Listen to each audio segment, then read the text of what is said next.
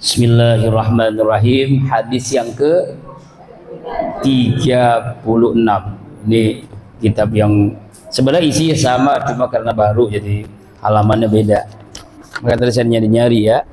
Al hadisus sadi wassalasun. Sadis itu 36. Ya, hadis yang ke 36 dari Abu Hurairah. Kita tahu sebagaimana penjelasan yang lalu-lalu, Abu Hurairah itu adalah seorang sahabat yang namanya bukan Abu Hurairah, namanya Abdurrahman As-Sakhar. Nah, tapi karena dia sayang sama kucing, ya, saking sayang sama kucing, kalau berjumpa dengan kucing liar dia bawa pulang, dipelihara, dikasih makan, dikasih minum, dipelihara sampai benar-benar rumahnya itu penuh dengan kucing. Saking penuhnya makanya dipanggil bapak kucing, Abu Hurairah. Itu ya paling tahu sahabat Rasulullah yang sayang dengan kucing. Jadi kalau ibu sengaja dengan kucing namanya Ummu Hurairah. Ada di sini ada yang sayang dengan kucing, Bu. Ya, kalau saya dengan kucing, saya banyak kucing, saya kasih ibu banyak banget. Kucing liar. Nah, apa bunyinya? Yang pertama ini kalau satu-satu panjang ini hadisnya, saya jelasin satu-satu. Yang pertama, man nafasa an mu'minin kurbatan min kurabi dunia. Barang siapa orang yang melepaskan kesusahan dari kesusahan dunia. Apa itu melepaskan kesusahan? Misalnya dia tertimpa musibah, ya, makanya kita ikut berduka cita. Kalau senang bersuka cita, kalau musibah berduka cita. Kecelakaan, musibah, kemalingan, kebakaran, kematian, kita datang tuh takziah, ikut bertakziah.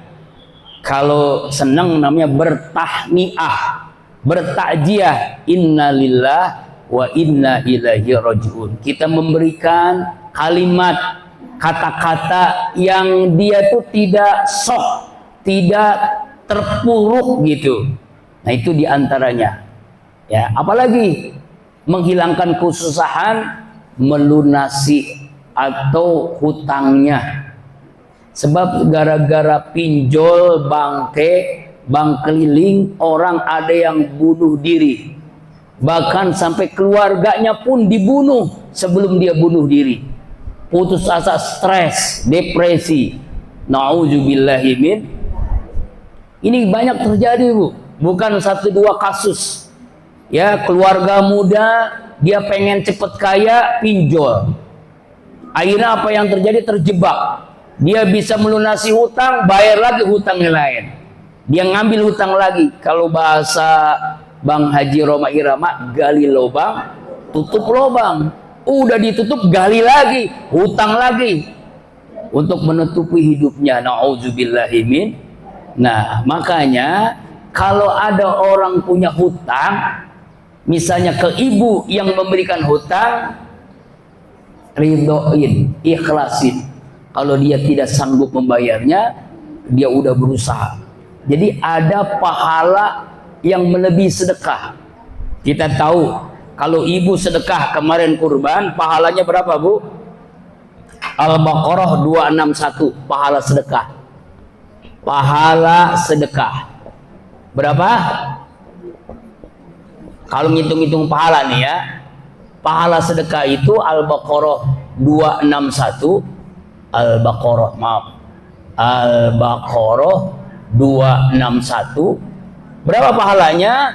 700 kali lipat. 700 kali lipat. Misalnya kalau ibu kemarin kurban 1 ekor kambing, pahalanya 700 ekor kambing. Tapi ada pahala lebih dari sedekah, yaitu ridho. Orang tidak sanggup bayar hutang, lalu kita ridhoi, dia nggak usah bayar. Pahalanya dikali 700 lagi, berarti 14.000 kali lipat. Apa ini? Pahala apa? ridho orang tidak sanggup bayar utang. Apa nama istilahnya? mengikhlaskan. Kira-kira sanggup nggak Bu? Jangankan ibu, saya juga nggak sanggup ini. Mengikhlaskan orang punya hutang, mengikhlaskan orang yang punya hutang. Ya kalau hutangnya 10.000, 100.000, kalau 50 juta, 500 juta mau diikhlasin. Jangankan 500 juta, 5 juta, 2 juta aja dah. Rasanya berat. Tapi inilah pahala itu bagaimana apa yang kita lakukan. Ini hadis ini begitu Bu. Makanya kata Rasulullah, nafasla anhu kurbatan min kurbi yaumil qiyamah. Maka Allah akan memberikan kemudahan nanti pada hari kiamat. Pada hari kiamat itu dahsyat, di padang mahsyar nggak ada yang nolong. Tapi orang yang suka memberikan kemudahan bagi kesusahan orang lain, maka Allah akan berikan kemudahan di akhirat. Kira-kira bisa nggak nih Bu? Ya, insya Allah. Kalau 50.000 mah Ustaz sanggup saya. Kalau 50 juta mah aduh, jangan dah, jangan, susah dah mengikhlaskan utang. Makanya pahalanya lebih besar daripada sedekah. Pahala sedekah cuma 700 kali lipat. Pahala mengikhlaskan orang tidak sanggup dia bayar hutang. Tetapi harus diingat ya, ini jangan gara-gara begini akhirnya orang pinjam duit ke ibu, biarin nggak bayar hutang, itu beda, salah, malah dosa besar. Bahkan Rasulullah SAW pernah menunda menyolatkan jenazah karena jenazahnya itu punya hutang. Lalu mana nanya ahli warisnya, mana keluarganya? Keluarganya nggak sanggup ya Rasulullah. Akhirnya Rasulullah melelang, hai para sahabat, siapa yang mampu melunasi hutang dari jenazah ini, maka pahalanya 2 kali lipat dari sedekah. Sahabat tuh para berlomba-lomba, pas bil khairat berlomba-lomba. Saya Rasulullah, saya sanggup, saya Rasulullah, para sanggup berlomba-lomba tuh. Ya, akhirnya Rasulullah menyolatkan jenazah itu karena sudah dilunasi oleh sahabat tadi, oleh Abdurrahman bin Auf. Makanya kalau Abdurrahman bin Auf itu Bu, kalau sedekah tuh sehari setiap hari sekitar 1.000 dirham. Kalau dikurus rupiahkan sekitar 4 miliar setiap hari. Abdurrahman bin Auf. Ya, Utsman bin Affan sampai hari ini rekeningnya ada. Kenapa di Masjidil Haram kalau yang pernah haji umroh tidak ada kotak amal masjid, tidak ada minta-minta begitu? Karena memang itu wakafnya para sahabat. Ya, dari hotel-hotel hasilnya sama seperti orang Aceh yang jamaah haji Aceh itu setiap jamaah haji dapat uang sampai berapa tuh? Sampai 9 juta kalau tidak salah satu orang. Ya Allahu Akbar. Karena orang Aceh kaya raya itu mewakafkan hotelnya setiap jamaah haji dari Aceh, hasilnya itu untuk orang Aceh. Allahu Akbar. Itu makanya enak tuh jamaah haji Aceh tuh, bisa pulang oleh-oleh banyak. Kenapa? Dapat uang 9 juta. Allah, satu orang tuh. Itu hebatnya. Itu disebut dengan pahala ajrun ghairum mamnun, pahala tidak ada putus-putusnya. Mau nggak Bu begitu Bu? Masya Allah. Makanya 10 sahabat Rasulullah yang dijamin Rasulullah masuk surga, 9 orang kaya, hanya 1 orang miskin. Banyak kalau punya 2 pilihan nih Bu, mau orang kaya dermawan, apa mau orang kaya bersyukur, apa orang miskin yang sabar? Lebih baik mana? Orang kaya yang bersyukur. Ya iya kan? Kenapa? Karena dia bisa bermanfaat. Kalau sabar orang miskin, ya sabar apa pilihannya, nggak ada. Kalau bersyukur dia bisa memberikan manfaat, bisa membangun peradaban, membangun masjid, membangun anak-anak yatim, pesantren, sekolah, ya, lembaga sosial yang lainnya. Orang kaya yang dermawan bisa memberangkatkan haji umroh.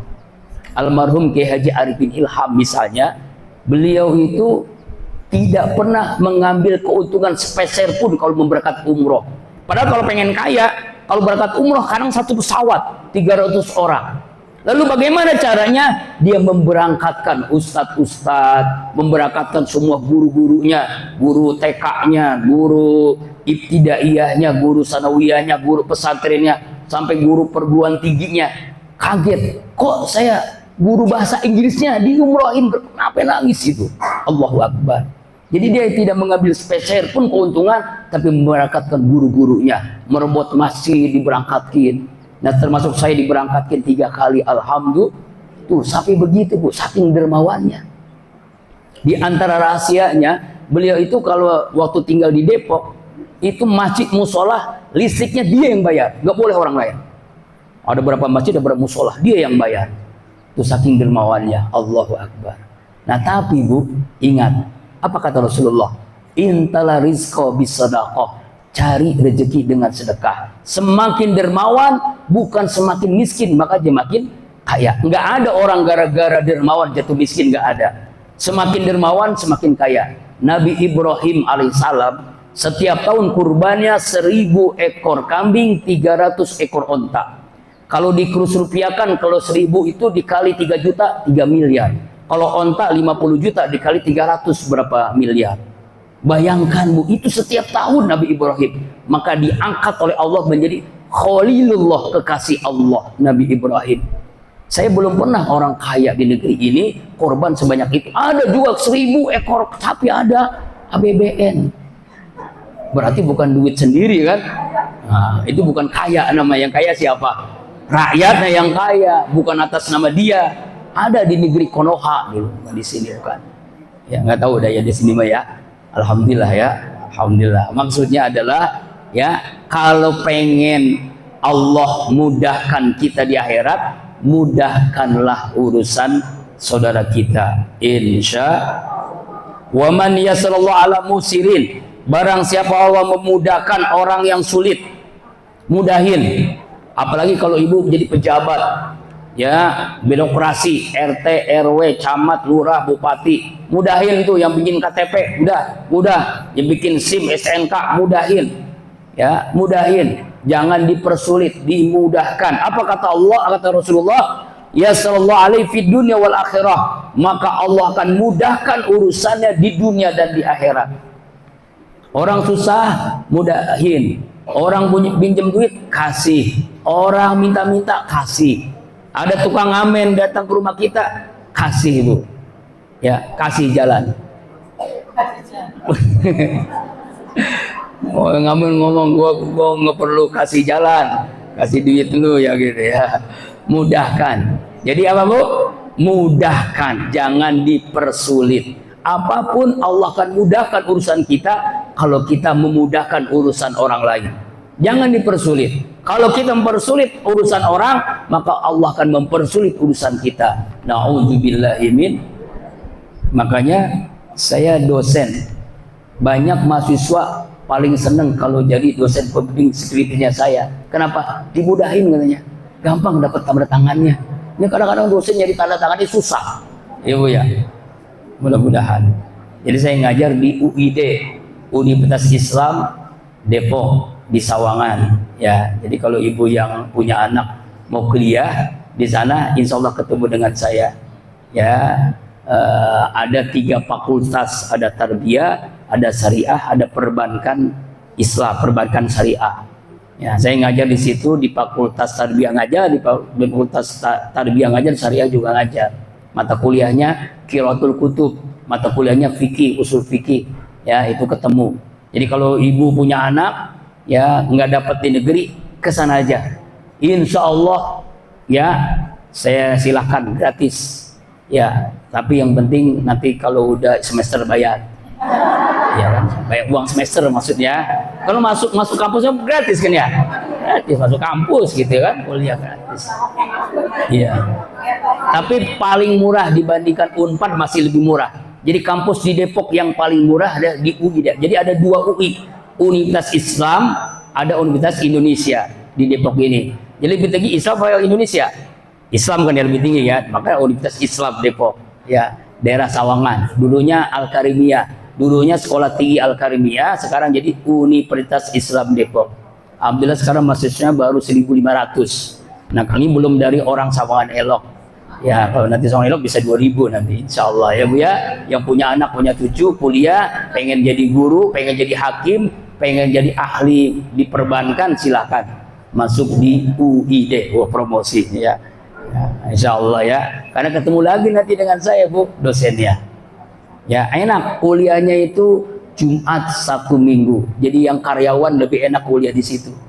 Jumat Sabtu Minggu sore. Iya Bu, 1 minggu. Apalagi yang sedang kerja jadi karyawan, jadi guru TK, guru sanawiyah, guru aliyah, pengen mendapatkan gelar SPD saja pendidikan, itu lebih tepat di situ. Yang nggak mengganggu jam ngajarnya, karena kan Sabtu libur ya kan. Nah itu kuliah jadinya. Jadi Jumat Sabtu Minggu. Jumat itu setelah sholat Jumat jam 1:30, kemudian Sabtu, kemudian Minggu kuliahnya. Jadi ngajar nggak ganggu kan. Dan yang ada yang profesi jadi guru, anak ibu, silakan di situ. Atau yang pengen jadi guru bisa di situ. Alhamdulillah ya Bu ya. Nah, wallahu, nah ini. Wallahu fi aunil abdi, makal abdu fi aunihi. Allah akan menolong seorang hamba selama hamba itu menolong saudaranya. Jadi kalau pengen dapat pertolongan Allah, tolonglah orang lain. Yang miskin diberikan bantuan, yang susah santuni anak-anak yatim. Ya, kalau melihat janda-janda tua kita santuni, melihat janda-janda muda. Itu ibu, bukan saya yang ngomong, Bu. Ibu yang ngomong, saya nggak ngomong begitu. Ya, artinya ditolong. Ya, bahkan ya, ketika Nabi Musa alaihissalam ada orang yang rajin ibadahnya, tapi doanya ditolak sama Allah. Rajin tahajudnya, rajin zikir. Kenapa dia? Karena sekitarnya banyak orang yang susah, anak-anak yatim, orang-orang yang melarat, rumahnya reot, kadang-kadang nggak sekolah dan sebagainya. Itu kan harus ditolong. Makanya Allah akan menolong seorang hamba selama hamba itu menolong orang lain. Makanya ada nih ciri orang bertakwa. Maaf Ibu ya, ciri orang bertakwa. Ciri bertakwa. Ada dua sebenarnya intinya. Pertama, soleh ritual. Maaf, ritual. Yang kedua, soleh sosial. Soleh ritual lewat apa? Sholat, puasa, zikir, baca Quran dan sebagainya. Soleh sosial, membantu, menolong, ya kan? Makanya ada namanya zakat, ada namanya infak, ada namanya sodako, ada namanya wakaf, ada namanya kurban. Ini dalam rangka apa? Kita menjadi orang yang soleh sosial. Ada orang soleh ritual, tapi sosialnya enggak soleh. Ada orang soleh sosial, tapi tidak soleh ritual. Maka dia bukan orang bertakwa. Makanya Rasul mengatakan al-bakhil la yadkhulul jannah walau kana zahidan. Orang kikir bin pelit alias medit bin buntut gasiran alias pantat kuning bonontot tidak akan masuk surga meskipun ahli ibadah. Tahu Bu kikir pelit? Ya, sampai ampas kopi dijemur supaya bisa diminum lagi. Itu saking pelit-pelitnya. Nah, ada yang begitu. Ya Bu, makanya Nabi mengajarkan kalau ibu masak tuh ikan asin tuh tetangganya mencium, tetangganya itu berhak untuk mendapatkan ikan asin itu. Ya, kalau makanya Rasulullah mengajarkan kalau masak sesuatu tuh kuahnya perbanyak, bagiin tetangga-tetangganya, kuahnya doang. Itu sama aja bakhil. Ibu ya, inilah pentingnya kita menolong, membantu orang. Contoh sederhana di Gaza, di Palestina, Allahu Akbar. Ya, banyak orang yang butuh. Ya, makanya jangan sampai lupakan minimal dengan doa. Makanya kalau saya maaf nih bukan ini menceritakan ya, kalau sholat subuh selalu baca doa kunut nazilah. Apa kunutnya? Allah mansur ikhwanal muslim mujafi Gaza Palestina. Selalu doakan. Kalau kita nggak bantu dengan uang, doakan bisa kan? Minimal doakan. Jadi kalau kita melupakan saudara kita muslim, yang lain tertimpa, terzolimi, nah itu berarti kita dipertanyakan keimanan kita. Makanya Allah akan menolong seorang hamba selama hamba itu menolong hambanya yang lain. Insya. Apalagi hadisnya. Waman salaka tariqan yaltais bi ilman. Nah, sekarang nih. Nah, karena ini dulu ya belum selesai. Saya ada punya program di Kolbun Salim, Pondok Pesantren Kolbun Salim. Jadi kalau setiap malam itu pengajian, Kemudian setiap subuh ada pengajian, bapak-bapak juga ada. Setiap bulan ada zikir. Alhamdulillah jamaah At-Taqwa belum pernah hadir. Ya, walaupun sudah diundang terus saya kirim setiap minggu kedua. Itu dari jam 3 sampai jam 8. Kalau ibu nggak sanggup datang jam 3 subuh, nggak sanggup datang jam subuh jam 6, nggak sanggup datang jam 6 jam 7, nggak sanggup datang jam 7 jam 8, insya Allah selesai. Kemudian yang kedua, setiap minggu kita ada kegiatan dalam rangka menolong orang-orang yang susah supaya menjadi orang soleh sosial. Kalau zikir soleh ritual, ini soleh sosial. Apa nama kegiatannya? Solusi lunas hutang namanya. Solusi lunas hutang. Lunas hutang. Jadi kalau orang yang punya hutang bisa lunas. Lagi solusi hidup mapan. Hidup mapan yang susah sampai orang. Dan apa yang terjadi? Ada tukang ojek yang bisa mengumrohkan 9 orang. Akal kita nggak mungkin, tapi uangnya halal. Ada nenek-nenek bininya 2, anak cucunya 2, selalu diajak, penghasilannya sekarang sebulan 20 juta, dan itu rezeki yang halal. Ada juga tukang balon, sekarang punya mobil 2. Ada juga anak SMP setiap hari ngasih uang kepada emaknya 1 juta. Berarti kalau 3 bulan 30 juta, anaknya bingung, nak kamu uang dari mana? Ikut solusi hidup mapan, solusi hutang lunas. Yaitu setiap Kamis jam 1 sampai setiap Kamis, setiap hari Kamis. Setiap hari Kamis jam 13.00 sampai asar 15.30 siang. Di mana? Di pesantren Kolbun Salim. Ya, Kolbun Salim. Kalau dari sini masuk ke arah ke Bandung, dari Bandung terus ya ke Bogor terus ada Jalan Haji Suhaimi Duren Mekar. Muter jauh amat Bu Ustaz. Lagi dari dekat cuma 10 menit paling 15 menit. Duren Mekar Dumek, Jalan Haji Suhaimi di samping klinik Nabila. Nah, kalau pengen tahu ada tuh Taman Dumek, kemudian terus ada klinik Nabila, samping itu ada pesantren Kolbun Salim. Siapapun boleh ikut. Kalau pengen tahu, pengen kepo, datang aja. Ya, setiap Kamis, ya, di bawah DSN. Tahu DSN Bu? Dewan Syariah Nasional MUI. Jadi Ustadz tuh bukan abal-abal, bukan menipu, bukan bisnis yang jual, malah justru menolong.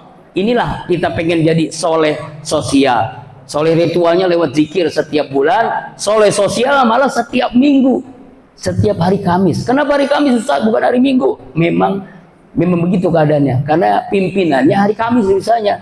Saya sudah nyari orang, ini nasional, orang nasional, jadi dia keliling Indonesia, bisanya di Kamis, bisanya itu, dikasih waktu di Kamis, ya udah. Dulunya mantan ojek, ya beli mobil Pajero 500 juta 2 kali beli.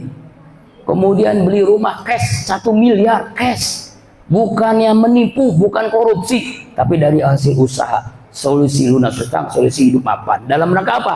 Menjadi orang yang soleh sosial. Ya, ibu pasti bingung, gimana tuh? Ya pokoknya datang aja dulu. Kalau datang pasti nggak bingung. Ya, jauh nggak Bu ya? Jauh banget Bu ya. Atau kalau pengen keponya lihat TikTok saya dah. Saya punya TikTok Bu. TikToknya ada 2. Tapi kalau TikTok soleh sosialnya di Saifullah Kabita. Orang Sunda tahu Kabita itu apa Bu? Kepengen masuk surga, kepengen orang sukses, kepengen jadi orang yang bermanfaat dunia dan akhirat, gitu insya Allah. Ini TikToknya, kalau gue lihat di TikTok Saifullah Kabita, nanti ketemu Saifullah Kabita. Kan main TikTok kan Ibu ya? Ada yang main TikTok kan? Ada main TikTok main joget-joget doang. Nah, isinya TikTok Saifullah Kabita, insya Allah bermanfaat, insya Allah. Nah, barulah waman salikatorikon ya tamis fi ilman. Nah, ini Ibu yang tadi datang nih. Siapa orang yang ngaji, datang dari rumah ngaji, maksudnya menuntut ilmu. Apa kata Allah? Sallallahu tarikon ila jannah. Maka Allah mudahkan jalan menuju surga. Jadi setiap kita berangkat dari rumah, jangan lupa baca doa tawakal, Bismillahi tawakkaltu 'alallah la haula wala quwwata illa billah. Luruskan niat, ya Allah, hamba ingin masuk surga. Bagaimana caranya? Ngaji. Setelah pulang sampai rumah, ya, ucapkan salam. Kalau nggak ada orang di rumah, assalamu alaina wa ala ibadillahis. Baca Al-Ikhlas 3 kali. Apa kata Rasulullah? Siapa yang masuk rumah, dari manapun dia masuk, ya, maka dengan membaca Al-Ikhlas 3 kali, maka Allah akan jauhkan dari kefakiran, kemiskinan, kesulitan rezeki. Bahkan bukan hanya dia, tetangga sekitarnya pun akan mendapatkan kemudahan rezeki. Amin ya robbal. Jadi kalau kenapa hutang kita bejibun gak lunas-lunas, rezeki mampet, karena ada amalan yang seringkali kita tidak amalkan. Al-Ikhlas 3 kali gampang ya Bu? Iya, jangan begini Al-Ikhlas, Al-Ikhlas, Al-Ikhlas, jangan. Qul huwallahu ahad, Allahus samad, lam yalid wa lam yulad wa lam yakul lahu kufuwan ahad. 3 kali baca setiap masuk rumah. Maksudnya Ibu dari ngaji pulang ke rumah, dari jalan-jalan, dari wisata, dari ke rumah mertua, dari mana-mana, masuk rumah Al-Ikhlas 3 kali. Keluar rumah tawakal, bismillahi tawakkaltu 'alallah la haula wala quwwata illa billah. Itu insyaallah dapat perlindungan, dapat kemudahan rezeki, dijauhkan dari kefakiran, kesusahan, insya Allah. Nah, jadi ngaji itu pengen masuk surga. Nah, kemudian apa lagi? Wa majtama qaumun, tidak ada sebuah kaum berkumpul fi baitin, di rumah, min baitillah, dari rumah Allah. Maksudnya majlis taklim, majlis zikir, pesantren, masjid, kita ngaji, ya, yasluna kitabahu, yang membaca ayat Al-Qur'an, membacakan hadis ayat Rasulahu, dan mempelajarinya seperti gini sekarang nih. Apa kata Allah? Apa kata Rasulullah? Allah berikan berapa nih Bu? Allah berikan yang pertama, setiap kita hadir di majlis ilmu, pertama sakinah, ketenangan. Allah akan berikan ketenangan, dan ini nggak bisa dengan duit, dengan harta, dengan emas, dengan berlian. Orang ada yang mencari ketenangan jalan-jalan ke luar negeri, orang Eropa, orang Amerika, sampai telanjang-telanjang di Bali, pulang puyeng lagi, ya kan ya, pasti itu nggak ada ketenangan. Bahkan ada orang yang banyak uang, jalan-jalan kemana, pengen ke gua, pulangnya pusing lagi. Maka ketenangan itu nggak didapati kecuali kita hadir di majelis ini. Ini Rasulullah yang mengatakan, apa namanya, alaihimus sakinah, Allah turunkan ketenangan. Kalau sudah tenang Bu, walaupun banyak uang, nggak pusing hidup. Benar, benar. Ya Bu ya, insya Allah. Ada seorang pemuda umur 20 tahun ngomong kepada bapak ibunya, Pak, Bu, saya mau nikah, insya Allah minggu depan. Kaget bapak ibunya, kamu uang dari mana? Saya nggak punya uang. Ibu bapak tenang, yang penting duduk manis. Alhamdulillah, ya, mahar sudah saya siapkan. Mobil Pajero 500 juta, rumah 1 miliar. Bingung, kamu dari mana? Dari solusi lunas hutang, solusi hidup mapan. Dia bisnis begitu, alhamdulillah. Dia nikah, bapak ibunya bingung. Bahkan dia tenang, bapak ibunya, mertuanya pun tenang. Allahu Akbar. Kira-kira bisa nggak begitu? Nggak ada yang mustahil kalau Allah berkehendak. Ya Bu ya? Insya Allah. Ibu masih kepo. Kalau pakai mau datang aja Pak. Ya, pokoknya minimal saya kasih air minum.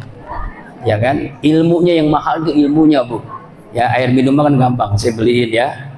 Nah, yang kedua, apa yang Allah berikan? Wa ghasiyatur rahmah, Allah turunkan rahmat. Ya, rahmat itu artinya kasih sayang Allah. Kasih sayang Allah. Ini maksudnya apa nih? Hikmah berada di majlis zikir, hikmah berada di majlis taklim, majlis zikir, atau ngaji ilmu ya. Tuh. Ini pertama ketenangan, kedua kasih sayang Allah. Allah turunkan rahmat. Kita masuk surga bukan karena amal. Amal kita nggak seberapa. Bayangkan Bu, Rasulullah SAW udah dijamin masuk surga, dosanya udah diampuni. Tapi tahajudnya saking hebatnya, Aisyah bertanya, "Bang, kira-kira bahasa kita dah, abang ini kan udah dijamin masuk surga, dosa udah diampuni, kok gitu-gitu amat sih sholatnya? Saya nggak kuat." Sampai dalam sebuah riwayat kakinya bengkak, Bu, lantaran lama berdiri ruku tahajudnya. Saya yakin jamaah di sini juga banyak yang kaki bengkak, saburan, jauh dari motor. Kalau Nabi habis tahajud, makanya saya usulkan aja, ibu-ibu majelis taklim at-taqwa kaki bengkak semalam tahajud. Alhamdulillah, subhanallah. Yang ketiga apa lagi? Wa hufatimul malaikah, malaikat mengelilinginya. Malaikat, masya Allah nih, malaikat mengelilingi. Apa maksudnya ini? Jadi jangan anggap remeh, Bu. Di sini banyak malaikat, bukan makanya malaikah. Kalau malaikat itu bukan satu dua, banyak, bisa ribuan, bisa jutaan. Seandainya Allah perlihatkan malaikat, orang nggak ada lagi cari duit, nggak ada. Semua pada pengen ngaji, karena saking hebatnya majelis ilmu itu. Ngapain malaikat itu? Mendoakan kita. Lalu kalau kita doa, diaminkan oleh para malaikat. Makanya salah satu doa mustajab adalah setiap selesai kita ngaji, jangan lupakan doa. Hajat kita apa? Minta kepada Allah, Allah kabulkan. Ya, kan kalau di Masjidil Haram, Masjid Nabawi, tempat-tempat mustajab, Hajar Aswad, Multajam, Hijri Ismail, Maqam Ibrahim, kemudian di Pancoran apa Mas itu kan, nah, kemudian di Raudhah di Madinah Munawwarah, kita juga ada tempat mustajab apa? Ngaji, majelis ilmu. Kenapa? Karena malaikat hadir. Ini bukan kata saya, Bu. Kata siapa? Hadis Rasul, dan di sini sahih. Ya, rawahu Muslim, hadis riwayat Muslim sahih, nggak bisa diperdebatkan. Ya, hadisnya sahih, malaikat hadir mendoakan kita, kita berdoa diaminkan oleh para malaikat. Yang keempat, apalagi nih? Masya Allah, lebih hebat lagi nih. Nama-nama kita disebut oleh Allah, disebut oleh Allah. Maaf nih ya, contoh sederhana. Saya nyebut ibu siapa, Yani misalnya, ya kan? Kita dipanggil nama kita oleh lurah, oleh camat, oleh wali kota. Kira-kira bangga nggak? Ini yang nyebut yang menciptakan wali kota, yang menciptakan presiden, yang menciptakan alam semesta. Nama kita sekarang lagi disebut di mana? Fiman indah, di sisi para malaikat. Jadi kita di absen sekarang. Ibu ini, ibu Pulan, ibu Siti, ibu, pokoknya disebutin nama-nama kita, Bu. Ya, di hadapan para malaikat, saking dibanggakan oleh Allah di dalam majelis zikir, di dalam majelis ilmu, di dalam pengajian. Masya Allah. Nah itu tuh, ya hadisnya kan, wa zakarallahu fi man indah. Allah menyebut-nyebut nama mereka di hadapan para malaikat. Allahu Akbar. Inilah 4 yang Allah berikan. 4 hal yang Allah berikan: ketenangan, rahmat, kasih sayang Allah, malaikat mendoakan kita, milik kita, nama kita disebut oleh Allah Subhanahu wa ta'ala. Makanya kalau ngaji jangan males. Kalau ngaji jangan males, ya. Kalau bisa ngaji setiap hari, ya bisa setiap hari. Bisa nggak? Bisa. YouTube Saifullah Az-Zikra. Ini TikTok. Ini TikTok. Nanti di sini ada, Bu, masuk nih ya.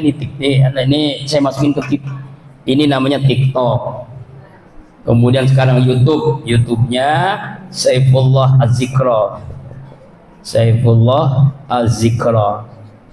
Ya, ini nah. Saifullah Az-Zikra. Kemarin khutbah Idul Adha, pengen tahu ada di situ. Alhamdulillah kemarin khutbahnya di Kostrat, Komando Strategi Angkatan Darat. Kemudian khutbah Arafah waktu haji juga ada khutbah Arafah. Jadi kan lihat di Saifullah Az-Zikra. Tadi ngaji surah Waqiah subuh-subuh. Tafsir surah Waqiah, Iza waqa'atil waqi'ah, ada di YouTube. Semalam ngaji kitab apa namanya, Nasul Ibad, yaitu nasihat dari Abu Bakar As-Siddiq. Ada 3 nasihatnya. Ya, jadi setiap hari bisa dapat nasihat ya, Bu ya. Kalau nggak sekarang aja, sekarang Ibu lihat tuh di handphonenya pegang, buka TikTok, buka YouTube, ada kan, Bu? Langsung ada kan? Nggak punya handphone, Ustaz, pulsanya nggak ada, ya itu beda lagi dah. di rumah pakai wifi gitu ya. Iya, ya itu ya, insya Allah ya. Nanti ada nih di sini ada ya, insya Allah. Tapi kadang-kadang oh ya ada tuh ya. Kemudian apa lagi kan ada tuh, ada mic-nya kan. Nah yang terakhir, waman botwabi amaluh, siapa orang yang lambat amalnya. Kenapa disebut lambat? Males dia. Sholat wajibnya ditunda-tunda, sholat sunnahnya kadang ingat kadang enggak.